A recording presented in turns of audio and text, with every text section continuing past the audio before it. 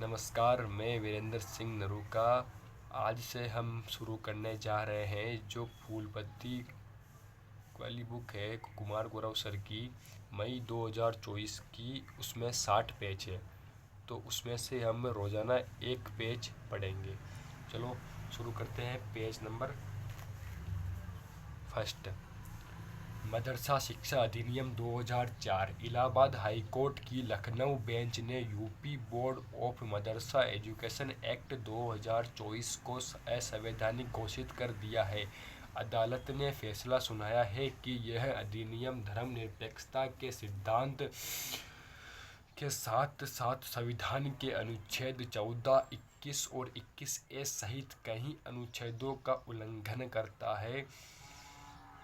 इसके अतिरिक्त अदालत ने पाया कि यह अधिनियम 1956 के विश्वविद्यालय अनुदान आयोग अधिनियम की धारा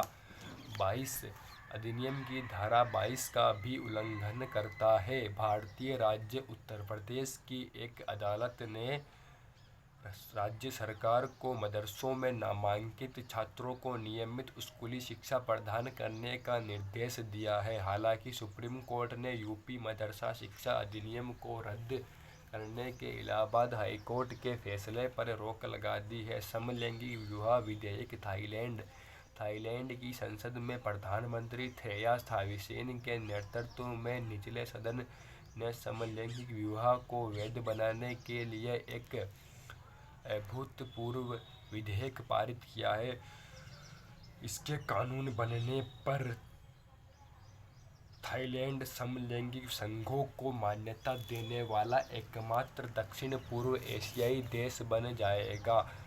संवैधानिक न्यायालय ने 2021 में थाईलैंड के वर्तमान विवाह कानून पर संवैधानिक फैसला सुनाया है, जो केवल विषम लैंगिक जोड़ों को मान्यता देता है। 2019 में ताइवान की संसद समलैंगिक विवाह को वैध बनाने वाली एशिया की सबसे पहली संसद बनी है। थाईलैंड, ताइवान और नेपाल के साथ साथ समलैंगिक विवाह को मान्यता देने वाला तीसरा और दुनिया भर के लगभग 40 देशों में शामिल होगा।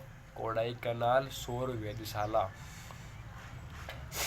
1 अप्रैल 2024 को तमिलनाडु में सुरम्य पलानी पहाड़ियों के ऊपर स्थित प्रतिष्ठित कोडाईकनाल सौर वेधशाला KSO ने सूर्य का अध्ययन करने की अपनी 125वीं वर्षगांठ मनाई है। 1 अप्रैल 1899 को अंग्रेजों द्वारा स्थापित, वर्तमान में ये विज्ञान और प्रौद्योगिकी विभाग के तहत है।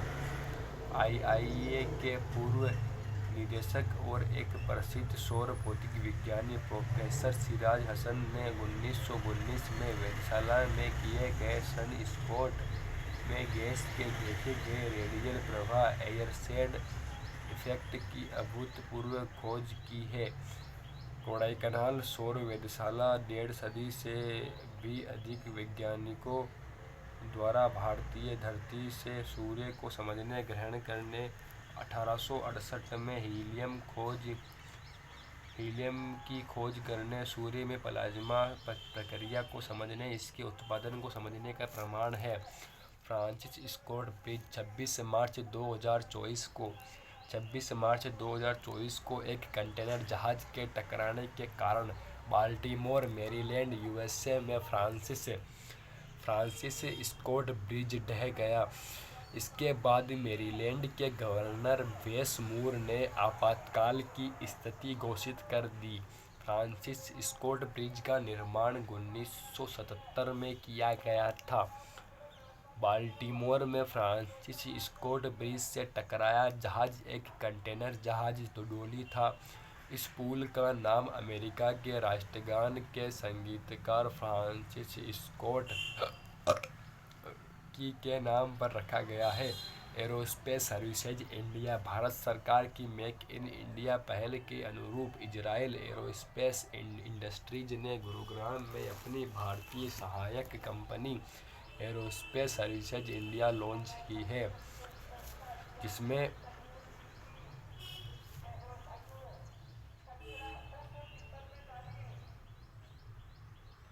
इसमें रक्षा उपकरणों के रखरखाव, मरम्मत और ओवरहॉल के लिए बड़े पैमाने पर केंद्र स्थापित करने की योजना है। प्रारंभ में एमआरओ हब संपूर्ण मध्यम की दूरी की सतह से हवा में मार करने वाली मिसाइल प्रणाली के रखरखाव और मरम्मत पहलू को कवर करेगा। इजराइल एरोस्पेस इंडस्ट्रीज ने भारतीय प्रौद्योगिकी संस्थान दिल्ली के साथ अपने पहले कोऑपरेटिव सामाजिक जिम्मेदारी CSR समझौते पर भी हस्ताक्षर किए हैं। तांबा विनिर्माण संयंत्र अडानी समूह की कच्छ कॉपर के स्वामित्व में गुजरात के मुंद्रा में विश्व के सबसे बड़े एकल तांबा विनिर्माण संयंत्र के पहले चरण की शुरुआत की गई है। पहले चरण में 0.5 मिलियन टन प्रति वर्ष MTPA क्षमता वाला तांबा स्मेल्टर स्थापित करने के लिए लगभग $1.2 बिलियन का निवेश किया है। फाइनेंशियल ईयर 29 तक 1 मिलियन टन की पूर्ण पैमाने की क्षमता होने की उम्मीद है। संयंत्र सोना, चांदी, सेलेनियम, प्लेटिनियम, सल्फ्यूरिक एसिड और फॉस्फोरिक एसिड जैसे मूल्यवान उत्पादों का उत्पादन करेगा, जिससे आयात कम होगा। संयुक्त राष्ट्र पैनल पर वीटो। रूस ने संयुक्त राष्ट्र विशेषज्ञ पैनल को वीटो कर दिया है, जो उत्तर कोरिया के खिलाफ प्रतिबंधों की निगरानी कर रहा है। UNSC ने प्योंगयांग के परमाणु हथियार कार्यक्रम को लेकर वर्ष 2006 से कई प्रतिबंध लगाए हैं।